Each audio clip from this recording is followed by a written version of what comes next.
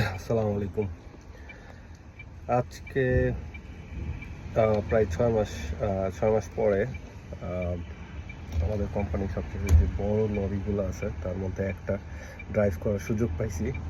তো নর্মালি কি হয়, নিউ ড্রাইভার জয়েন করলে আমাদের যারা ট্রান্সপোর্ট ম্যানেজার বা বস আছে তারা নিউ ড্রাইভারদেরকে, যারা মানে নতুন লাইসেন্স পাইছে, তাদেরকে আসলে ড্রাইভ করতে দিতে চায় না, কারণ রিস্ক থাকে।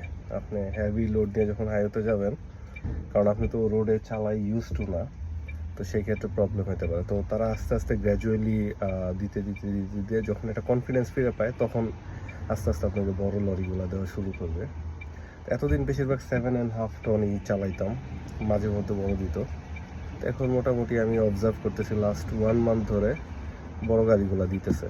তার মধ্যে হচ্ছে একটু কনফিডেন্স ফিরে পাইতেছে বসেরা, এই একটা জিনিস।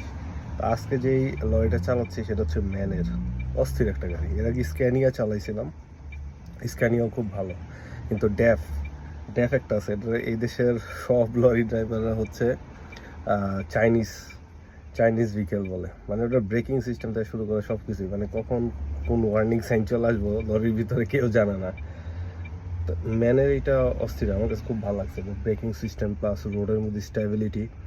মানে নর্মালি হচ্ছে লরিগুলো এমনি এমনি দুলতে থাকে, মানে হইলে দুলতে থাকে, কিন্তু এইটা এরকম না। এটা ব্রেকিং সিস্টেমটাও ফাইন। আজকে বৃষ্টি হইতেছে।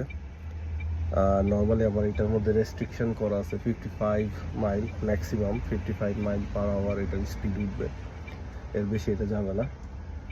তারপর এটা খুব স্টেবল। আর এটার মধ্যে হচ্ছে পেছনে থাকার জায়গাও আছে, নর্মালি ট্রাম্পিং করি না।